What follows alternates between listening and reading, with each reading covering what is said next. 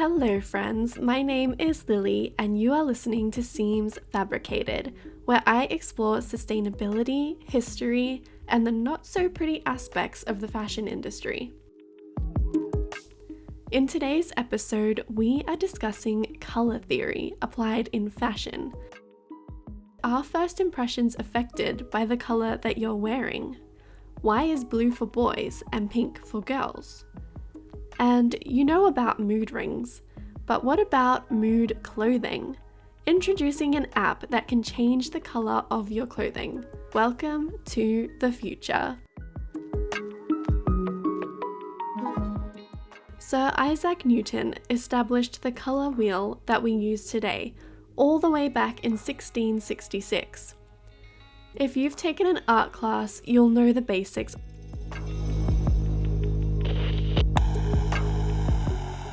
Red, blue, and yellow are primary colors and the base for all other colors visible to the human eye. A combination of blue and red makes purple. A combination of red and yellow makes orange, and so on.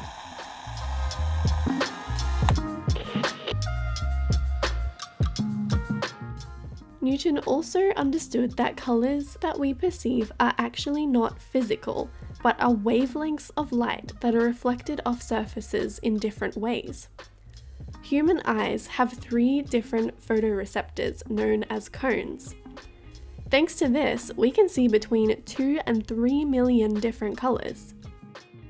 However, many different species of birds, bees, butterflies, and fish have 4 cones, which scientists believe allows them to see up to 100 million different colors, including ultraviolet rays.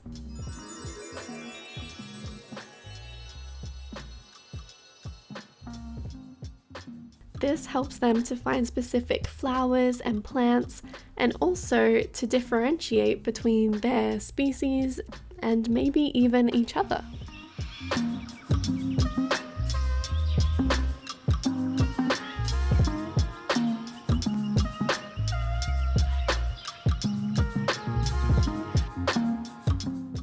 So, what about colour psychology? Many people believe that colours hold special meanings and can influence the way we feel, and even reveal our personality traits. It's widely accepted that red roses are a symbol for love and romance, white dresses are for weddings, and yellow is the happiest colour, literally wearing sunshine. But is all this just our own societal trends reinforced by our own experiences? Or is there some kind of legit psychology behind these meanings? Interestingly, when researching the meanings or emotions behind colours, each one had both a negative and positive association. I'll run you through a few examples. Red is often associated with power, boldness, and strength, but can also be associated with aggression. Black, especially in clothing, is seen as sexy, sophisticated, and efficient, but black is also associated with death and suffering. Brown, earthy tones are perceived as warm and stable, but also boring with a lack of sophistication. So basic. Yellow is perceived as friendly and creative, and interestingly is also associated with fear and emotional fragility. Pink is often portrayed as feminine, playful, and fun, but can also be perceived as immature and weakness. Blue is used a lot in marketing as it symbolizes trust, authority, and calmness, but can also be sterile, cold, and sad. White is viewed as purity and cleanliness, but also emotional barriers. Green is the colour of nature, harmony, and peace, but lacks excitement and is considered neutral. Finally, orange is associated with creativity and energy, as well as immaturity and deprivation.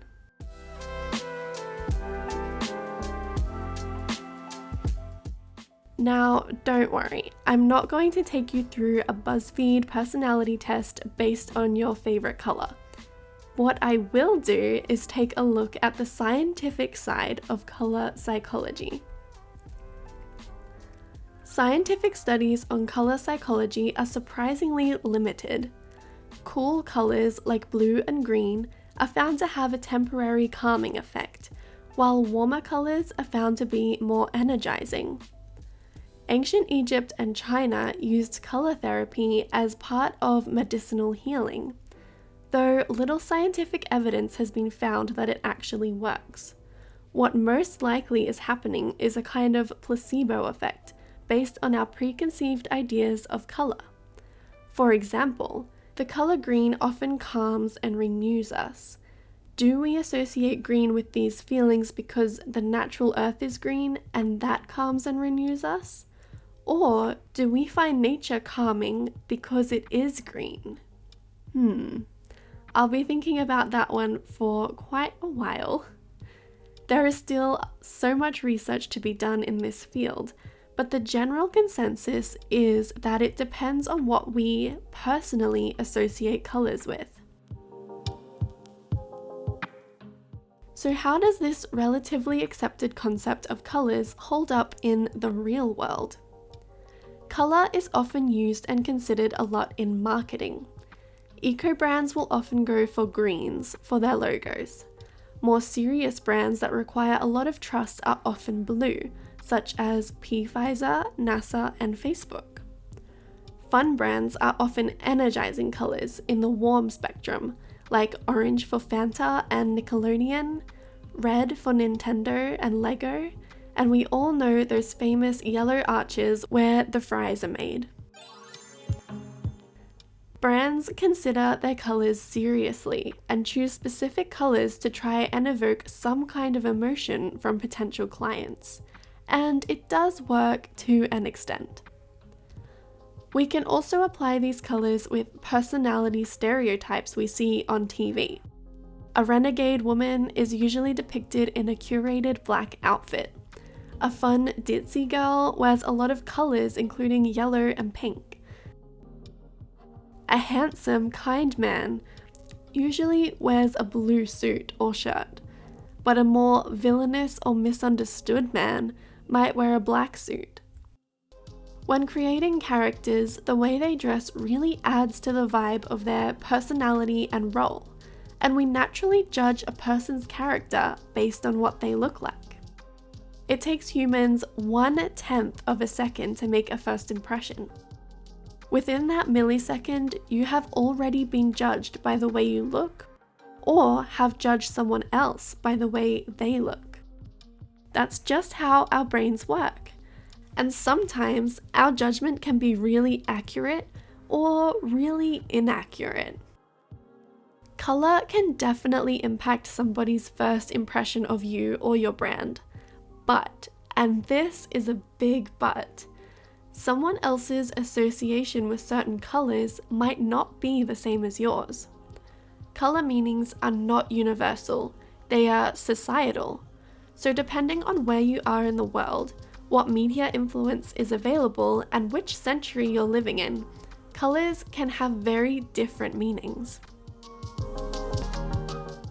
In the Western world, black is often worn to funerals as a sign of mourning, and has been tradition as far back as the Roman Empire. However, many other colors have been used for mourning in the past and present. In South Africa, red is worn for mourning as it represents the color of bloodshed. It is even represented on their flag as a reminder of their struggle for independence. In comparison, red is a happy color in China and is forbidden at funerals. Within the Buddhism faith, it is custom to wear white to funerals, as it is associated with the circle of life. This is commonly practiced in Ethiopia, India, and Eastern Asia. Ancient Egyptians and the people of Burma associated the color yellow with death and the afterlife. This was most likely because royalty was often buried with their golden treasures.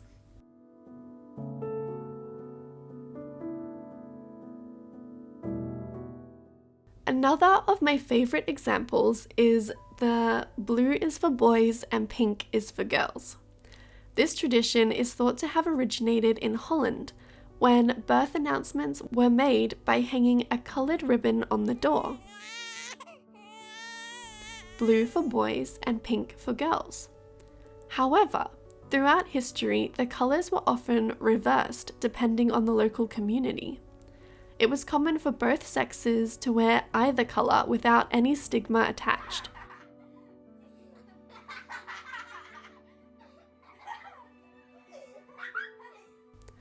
Looking through historical portraits, it's quite common to find boys in pink blouses and girls in blue dresses.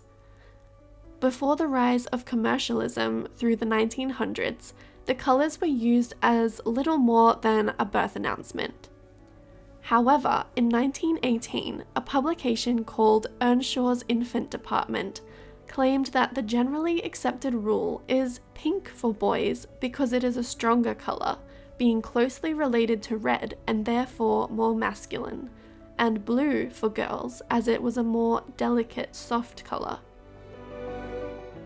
I suspect this sudden rulemaking was to increase business by starting a trend and nothing more. By the 40s, the colours were again reversed, but lost traction during the women's movement in the 70s. As technology progressed, gender testing before a baby was born became available, and this led to more excitement around gender and colours. Now we have gender reveal parties popping pink confetti and blue paint splatters all around the world. What started and still somewhat remains as a colour-coded baby announcement subtly slipped into sexism and consumerism. As usual, it's all about the money that can be made. So, do the colours hold any real tangible meaning? No, they don't. But colours can hold personal and societal meaning, as we have explored. So, should we all be harnessing the power of colour while trying to live our best main character life? It's impossible to tell much about a person's personality or intentions by the colour that they're wearing today. But it's not unreasonable to use the widely accepted preconceived notions of colour to alter others' perceptions of us.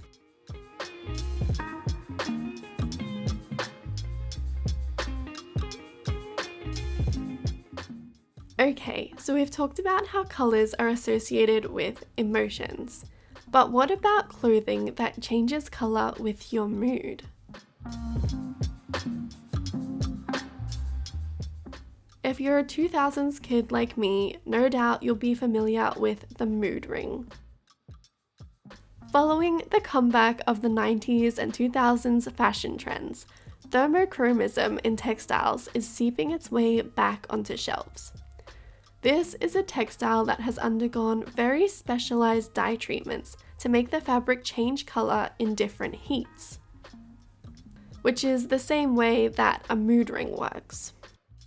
Usually, something like dark blue will turn to a light blue when it's touched or heated. This technology has been around since the 90s, but in 2018 it was taken one step further with the ability to change the color of the fabric and even create patterns like stripes with the use of an app. This is called chromorphous technology.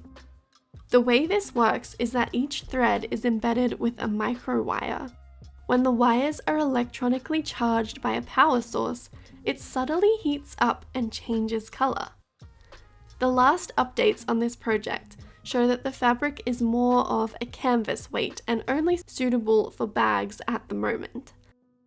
But they are working towards more versatile fabrics. There's so much potential for this concept.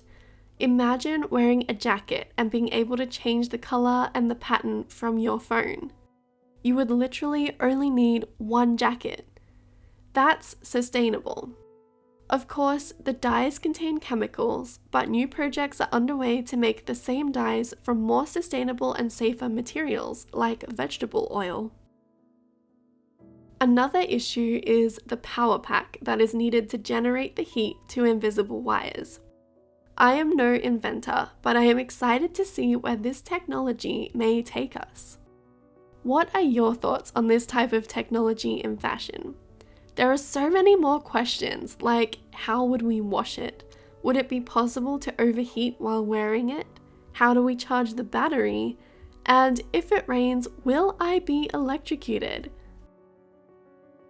Thank you so much for joining my podcast today. I appreciate every single listener. I'm not going to lie, it takes a lot of research and time and brain cells to put these episodes together. So I would love it if you could support me by sharing the podcast and giving me a shiny star rating. This doesn't just help me, but also helps other people that might be interested to easily find me. You can also find me on Instagram at seamsfabricated. On that note, make sure you tune in again next week as I explore the topic of dyes used throughout history, as well as comparing natural dyes with synthetic dyes commonly used in our clothing today. I hope you're having a great day wherever you are, and I will meet you back here next week. This episode is available on Spotify, Apple Podcasts, and Google Podcasts.